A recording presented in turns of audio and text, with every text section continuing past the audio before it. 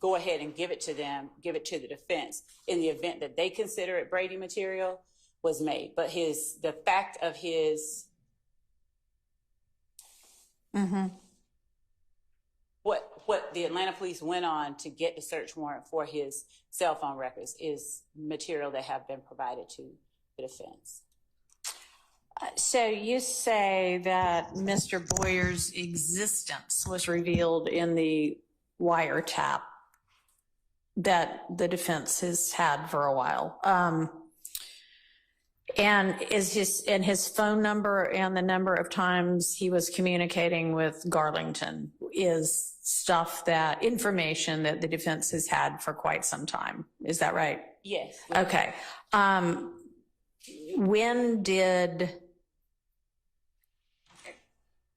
APD secure anything, and it may have been these cell phone records, that caused them to believe he was in the car with Mr. Nichols? It was reviewing the wiretap data, which caused them to say, oh, this person looks like he's a part of this. Okay. And then looking at the number of times and the types of communication between them, they're able to see data exchanges. They were able to compare it to the time that we believe the murder occurred. Okay. And they were able to follow on the surveillance footage that we have the path of. Okay. So, I mean, basically the raw data from which they reach these conclusions is all from the wiretap? Yes, it's from the wiretaps. And then when they got the cell phones based on what they saw in the wiretaps during their investigation. And I believe that as it relates to the Waters Road incident that occurred during that same time,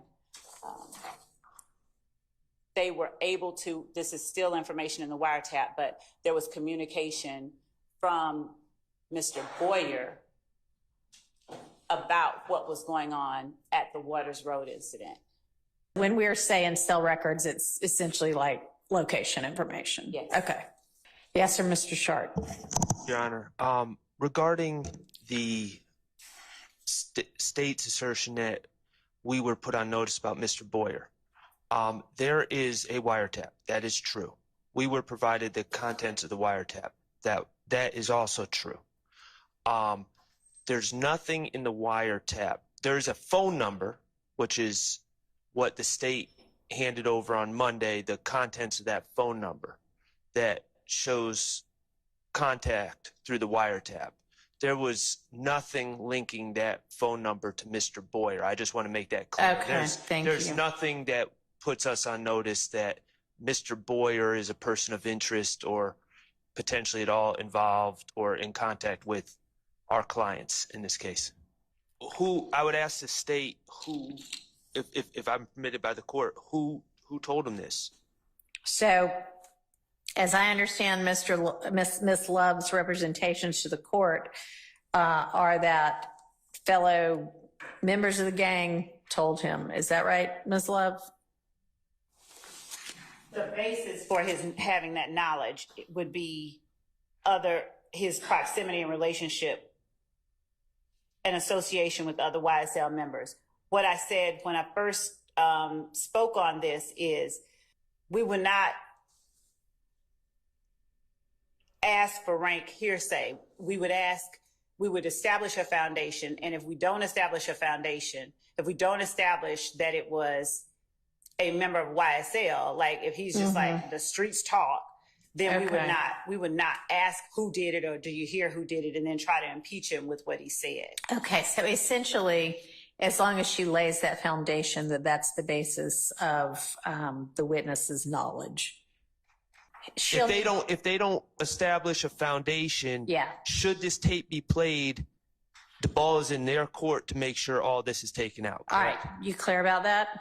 Yes. Okay, so make sure that foundation is laid before, to the extent you end up needing to play this, that you have laid that foundation before you play it. That is what I understand the purpose of this exercise. Mr. Zachary now being aware that people know he gave that August 2000 115 statement is trying to come up, pull back some of it. So we want to play it to show evidence of the enterprise itself, how it operates, what happens when people tell, and how people react. All of that, we argue that it's relevant evidence and not just hearsay. Okay. Well, that is a way to bootstrap hearsay, to say we want to play the hearsay to show the way people react to someone saying the hearsay. But my objection is 157 line 1 to 22. And I'll just say, Ms. Love just keeps saying, Quindarius Zachary is saying what they say, or they said. On 157 line 7, in my notes, Quindarius Zachary it says no, and then indiscernible. What indiscernible is Demekion says. Demekion says that they were all in the car. They were all in the car. In what car? In they rental car is what it says on the tape. So he's repeating what Demekion Garlington told him in the jail while he's trying to assert his innocence. And Demekion is putting himself out as being dropped off outside the car and putting and then eventually putting Shannon, Mr. Kendricks, Mr. McMullen, and Mr. Cobb in the car. So it goes back to the same argument that I'm making, and I know Your Honor hasn't necessarily agreed with me in the past, but I still have to make the argument that these were statements that Demekion Garlington is strategically giving to Mr. Zachary, not to further any conspiracy, but to get out of jail. And he's trying to put his narrative out there, and that falls under, we've provided the cases to the court previously, Stafford, Wilkins, and there's two others, but it's spilling the beans, and there's one of those cases that I've given specifically that had to do with shifting blame. He tells the police that he doesn't know what in the world made them do that. And he was asked by Detective Gaither, made what do that? And Mr. Zachary says, people who killed him, Shannon, Yak, Nard. And then Detective Gaither says, Nard in jail for kidnapping. Mr. Zachary says, yeah, and doo-wop. He's then asked what doo-wop looks like. Then Detective Gaither says, how do you know this? Mr. Zachary says, because they told me. Detective Gaither says, who told you? In August 2015, Quindarius Zachary says, Shannon and Yak told me. Detective Gaither says, why did they tell you that? Mr. Zachary says, we were at the house talking about it. Detective Gaither says, which house? Mr. Zachary says, Thug's house. Question, new or old? Mr. Zachary says, the old one, his condo down there. None of that is Demekion saying anything that really is like, I was in no way involved in this. Well, my understanding of what Demekion's saying, and just to add context, I was involved with all of it up until the point when conveniently I got dropped off. Right. Right. My understanding of what the story is Demekion's in the car. They're riding down the street. He gets dropped off. People switch cars. Mm-hmm. And then he says who was in the car ultimately when it pulled off. Okay. Turning now to the Bernie set matter. Of plots regarding the Little Wayne bus shooting, the data, the cell phone records, mm-hmm. And their cell site location information was turned over, I believe, in July of 2022, if I am not mistaken. I'm almost certain that we turned it over in the first set of discovery that we served. Okay. So the data that the plots are derived from have been in defendant's possession since July of 2022. The plots that are that were made at the request of our office were requested after testimony and cross-examination, testimony elicited from through direct and cross-examination of our witnesses in the Little Wayne bus shooting. Okay. As a result of some of the questions and answers and the direction that we saw that questioning going, we asked for the plotting Okay. of the. And when did you ask for that? I'll get an exact date. Give me a ballpark.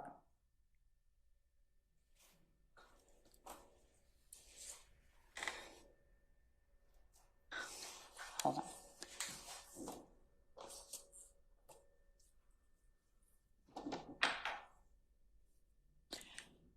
Give me a ballpark.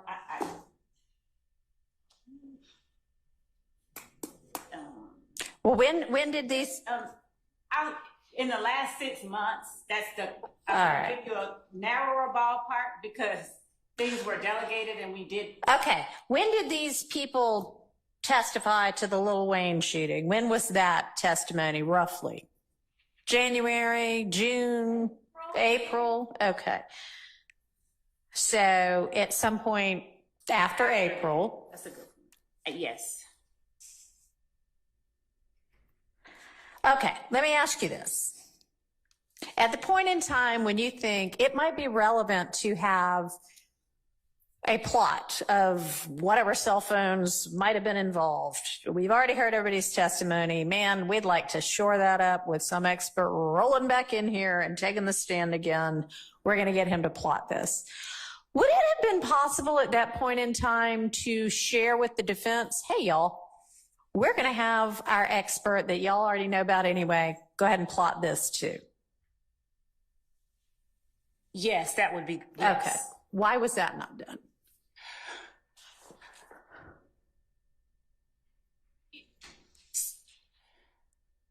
So Bernie did not testify about these. He has. I know.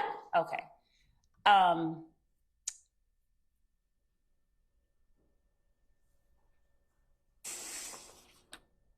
Your Honor, if I may, I'd like to give the court first the more precise time that we got those records.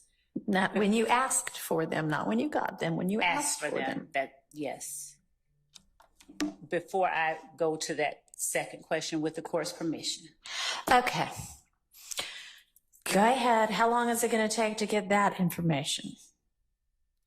Can Mr. Christian work on getting that information? It's already being worked on. I already. Okay.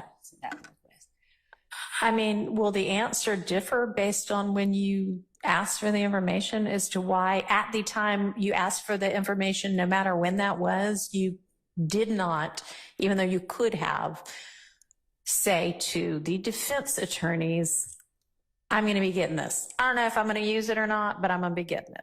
That is the best practice. And we did not, but I don't have a good answer. I mean, and the answer could be because, man, there are only 24 hours in the day and this is chaos and, you know, we're doing the best we can. That could be your answer. I don't know. It's still not a good answer. Yeah, we're not. But let's just maybe nip this in the bud, because I did ask you also to, at the lunch break, huddle with your team and see if there might potentially be anything else outstanding, whether Brady or not, because none of this sounds like Brady. It's just information that might come in trial that it would be, you know, just kind of like the way we're supposed to try cases is to sort of share each other's evidence to, you know, with the other side so they know what to expect. So were you able to sort out yet? Is there anything else out there in the universe that you think you're going to use? Judge, I used the lunch break to get that information I gave to you earlier. We were feverishly getting that. All right. So all right. Okay. And essentially, you acknowledge, yes, we could have gone ahead and let the defense know we were going to try to get this plotted. You just didn't. And I guess what I need to have happen going forward is that as this trial is going on, first, if there's anything outstanding like that, whether you've got results back or not, or if you're just like, after somebody testifies, you know what, this would be a good thing. Okay. Share it in a timely manner, which is like, not necessarily at the time it occurs to you, but at the time you decide to do it. Okay. Don't wait for the results to get back. Don't wait till you're going to call the person to the stand. At the time you say, we're going to do this, you give that information to the defense, okay? And then when you do get the results back, you can say, we're not going to use it after all. Or, we are going to use it, here's the result. And that is going to be the rule, be the requirement moving forward for everything. So if there's anything out there right now that's kind of in progress, tell them about it. And moving forward, as things come up, when you decide I'm going to be doing something about this, tell them about it, okay? Yes, sure. So what amount of time do you need to get with your team and figure out, is there anything in process? Friday at 5 too late, or you want me to do How today? about Friday at lunch? Okay. Well, okay, I don't know what our Friday is going to look like, but yes, you can share it with them without it being in court. So yes, Friday by lunchtime. And I expect that to be the rule that gets followed moving forward. Okay? Okay. All right. Any questions about it? No. Okay. All right. So have you had Bernie testify yet? No. So when I see on your witness list that you've most recently provided to everybody, that Bernie is listed as your expert or not. I don't know if he's expert with an expert report and phone records for count 2, That's which in the is next 30. the dominant. Okay. So is he then listed again for where? Yes, he's not in the. He's also in the last 30 set of witnesses for a different act. And is that the bus shooting? The Chamel drinks. No, the bus shooting we've already put up Okay. evidence of. So are you planning to call him to say, and here's the plot of everybody for the bus shooting? No, what we did was we introduced Detective Racy to do that, but the defense challenged Detective Racy's ability to do that. Okay. And so for that reason, we had Agent Bernie to plot them. Okay. Okay. So Gracie you had attempted the plotting through that witness? Yes, we had introduced, Okay. we introduced and attempted to introduce plots of various numbers. There were challenges to Racy's ability to plot various numbers. Okay. There were.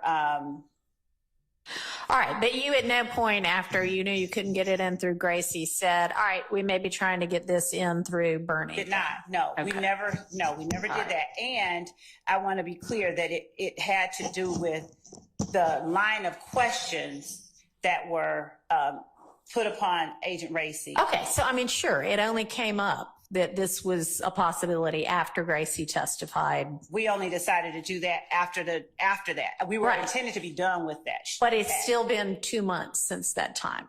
Yes. And so why is an appropriate sanction not at this point saying you cannot use that information through, period. You can't use that information. I can't let Bernie testify to that. It would be appropriate when there has been some kind of harm and there has been some kind of bad faith. I'm not saying that that's the only time the court makes the decisions. Our argument would be that it should only be employed if there's something prejudice. Yeah, I understand. So how is it not bad faith? And I don't mean this personally, but how is it not bad faith when you've been ordered by a court, probably orally and in writing, that you need to produce things as they come into being and as you know about them, and then you don't do that?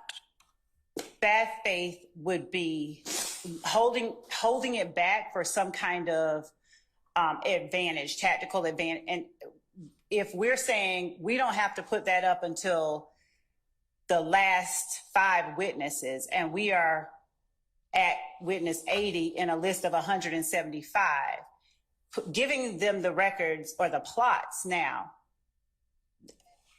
literally when we have people, when we okay, so that sounds more like an argument that they aren't really prejudiced because they still have plenty of time to handle it, right?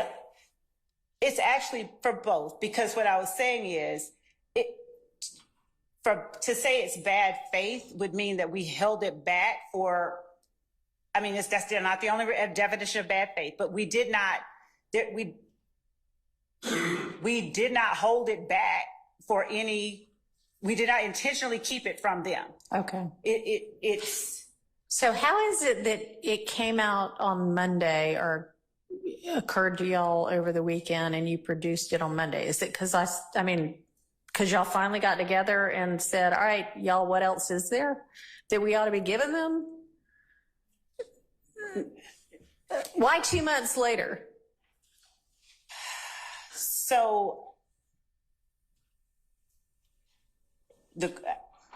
it may have been that as we were looking at 30 witnesses out and looking at Bernie, we realized, Bernie. Okay, so it basically was just the court saying it's time to get organized and it's time to share the details about what your intended trial evidence is going to be, that finally made y'all get organized enough to realize, oh shoot, there are some things we have not shared yet. Fair?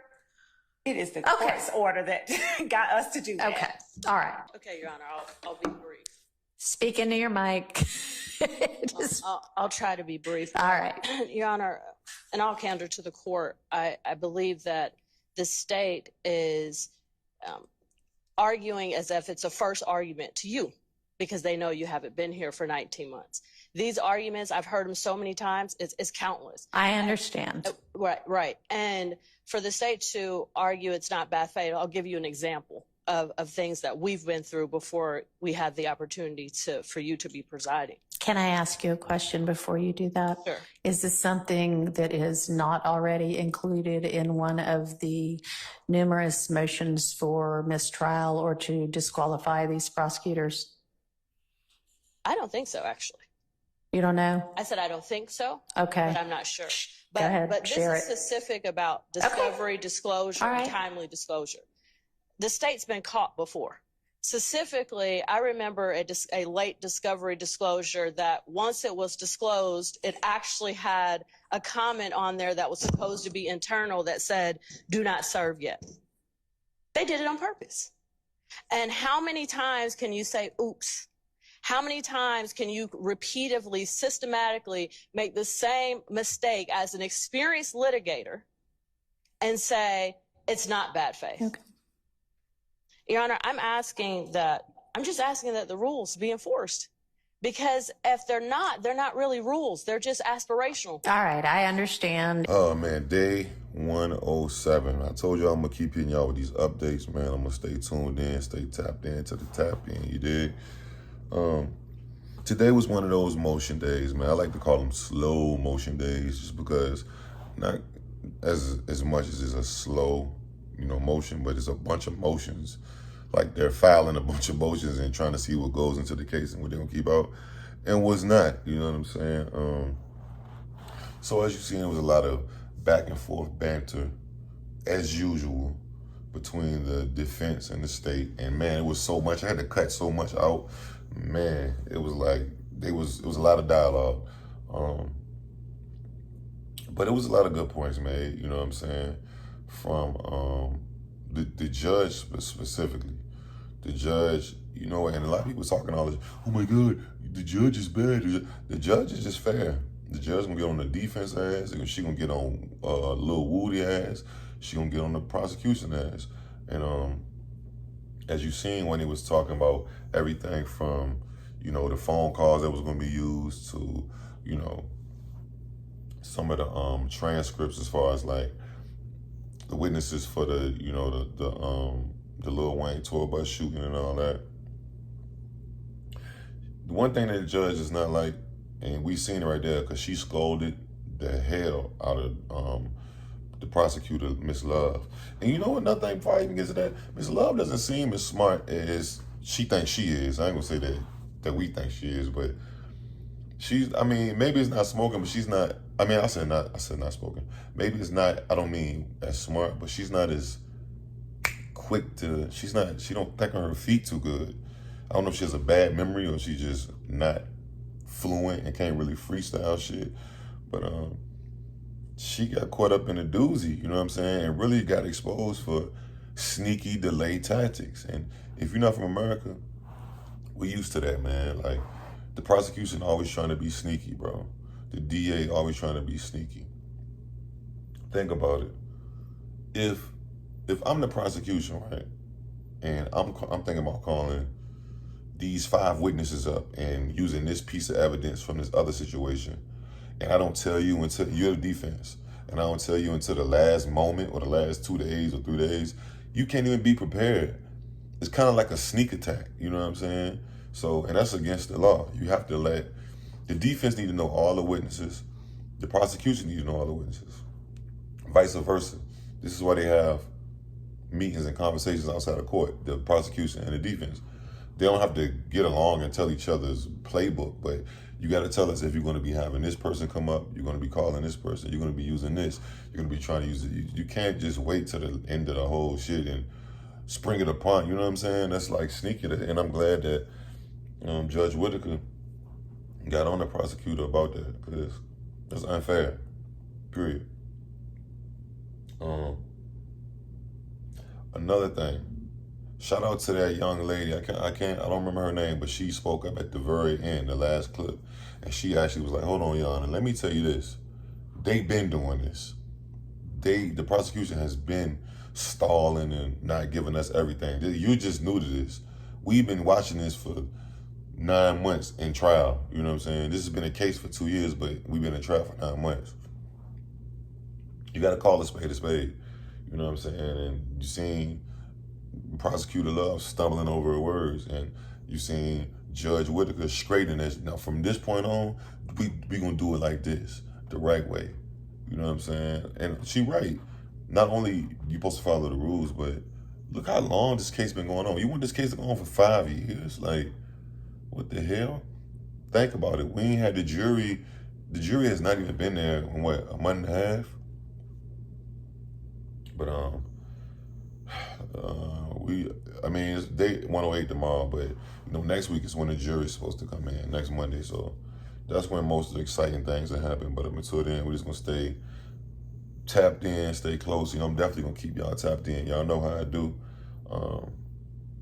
Like I said, I literally watch this. It's not like that's how I'm able to bring y'all this info real time, because I'm watching it. You know what I'm saying? I'm really tuned in. Shout out to everybody that's been tapping in, subscribe, commenting. I've been trying to comment back as much as I can. Other than that, man, y'all let me know what y'all think. Y'all think the prosecutor finally gonna get this shit together and stop trying to be sneaky delaying, sneak tactics? Y'all let me know in the comments, man. Like, comment, subscribe, notification bell. I'm gone. Yeah.